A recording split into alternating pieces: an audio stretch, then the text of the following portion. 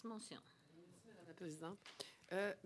Ma question est sur le choix qui est fait par rapport aux immigrants. Vous avez mentionné que vous avez des initiatives Destination Canada, vous faites du recrutement à l'étranger et tout ça. Mais quels sont les critères ou qu'est-ce qui fait que, par exemple, on a parlé tout à l'heure là, avec le fait que les immigrants vont choisir des grandes villes pour toutes sortes de raisons. Mais, puis vous avez parlé de la régionalisation de l'immigration, mais qu'est-ce qui fait que, quels sont les critères qui vont faire que les immigrants vont choisir une province plutôt qu'une autre? Je dirais qu'il y a probablement beaucoup de motivation. Ça pourrait être la réunification familiale, ça pourrait être une offre d'emploi, ça pourrait être peut-être une... je pense que quand on se retrouve à l'étranger, il y a souvent des connaissances de la ville de Toronto et la ville de Vancouver. Donc, ça prend un effort peut-être plus grand pour vraiment parler des autres options qui existent.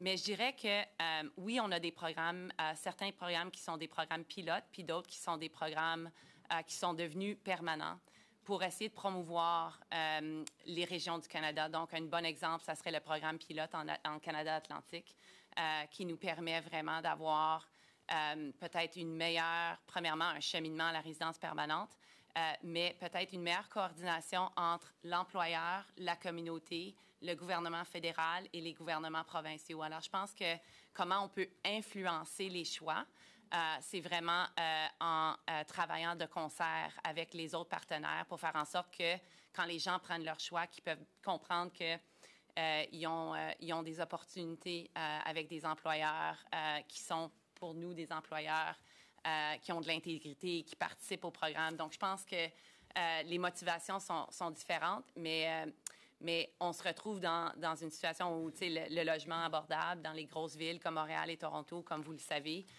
c'est tellement problématique. On veut vraiment essayer d'encourager, puis on travaille avec certains grands employeurs pour voir qu'est-ce qu'on peut faire pour améliorer, parce que l'intégration dans la communauté, ça fait en sorte qu'on a des résultats plus positifs pour la rétention.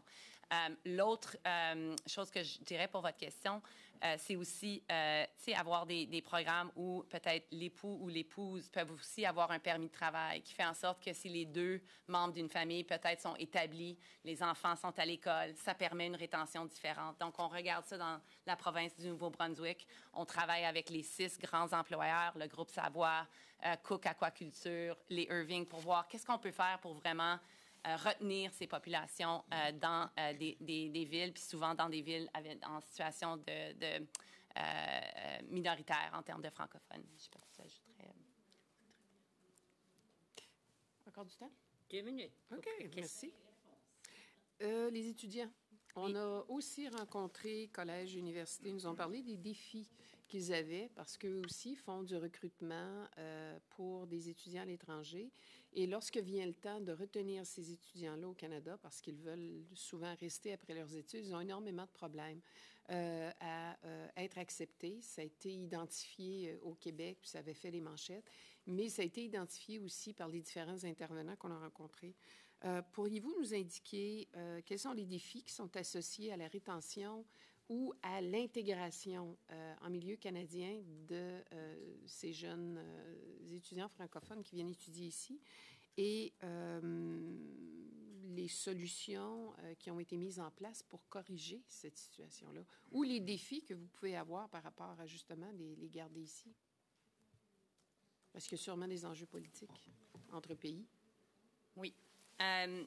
Évidemment, depuis mon arrivée au ministère, le dossier des étudiants internationaux, c'est un dossier qui a été très, très, très important et j'ai eu beaucoup de conversations avec des intervenants parce qu'il y a beaucoup de complexité. Je dirais la première chose, c'est peut-être un bon problème à avoir, mais il y a une demande énorme d'étudiants internationaux pour venir au Canada. Donc, juste pour vous donner un aperçu, je crois que l'année dernière, on a traité 739 000 demandes pour des permis d'études ici au Canada, soit des nouvelles demandes ou des extensions de demandes existantes, qui fait en sorte que le système est quand même sous pression en termes de le traitement de ces demandes. Donc, je pense que je dirais le premier enjeu ou le premier défi, c'est vraiment juste le volume, puis essayer de déterminer un système qui va garder l'intégrité en premier plan, parce que je pense qu'on a quand même aussi, comme on l'a vu dans les médias, des abus quand ça vient au programme d'études, qui fait en sorte que ça cause des défis non seulement pour le fédéral, mais aussi pour les institutions et puis pour les élèves, les étudiants qui se retrouvent un nouveau collège privé ou dans une situation qui est peut-être très complexe et pas, qui les rend très vulnérables, selon moi. Donc, je pense qu'on doit regarder, premièrement, l'intégrité du système et de travailler de près avec les institutions crédibles qui ont démontré un système d'intégrité afin d'avoir un système qui fonctionne bien pour les étudiants et pour le pays.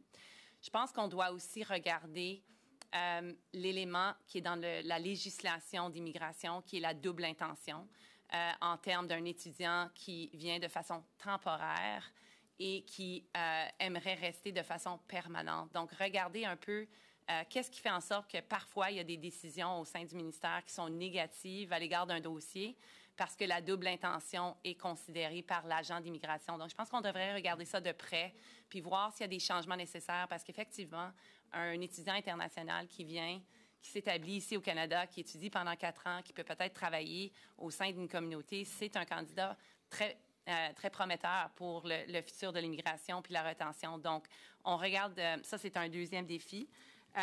Et puis, s'il y a un modèle qui m'intéresse énormément, puis vous allez peut-être en entendre parler, mais en Nouvelle-Écosse, ils ont le programme EduNova, qui est vraiment un programme d'intégration pour les étudiants. Donc, il y a des appuis une fois arrivés au sein d'une institution académique. Et suite à ça, il y a du matching pour les employeurs, il y a des appuis en termes de services linguistiques, ils ont même des différentes technologies, des apps qui permettent une intégration au sein de la communauté, la connexion avec d'autres étudiants. Donc, je pense que quand on regarde un peu l'ensemble des programmes pour intégrer et avoir une rétention, je pense que c'est un autre élément qu'on doit regarder au sein du pays. Mais ça, c'est un modèle intéressant qui permet, ça prend des investissements, évidemment, mais si on veut garder ces gens-là à long terme, puis je pense que la dernière chose que je dirais, c'est qu'il faut aussi regarder les données.